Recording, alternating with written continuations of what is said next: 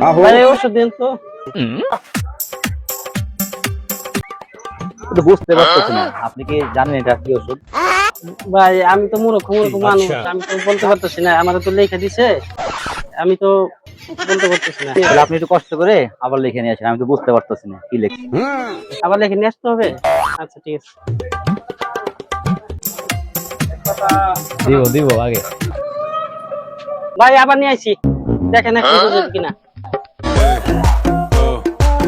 এটা তো আছে আমার কাছে, এখন বুঝতে পারছি। এখন বুঝতে পারছেন? ঠিক আছে তাহলে দেন।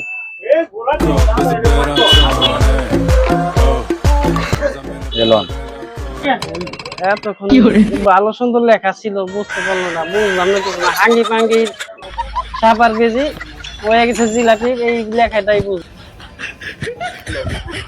মাথায় ধরলাম।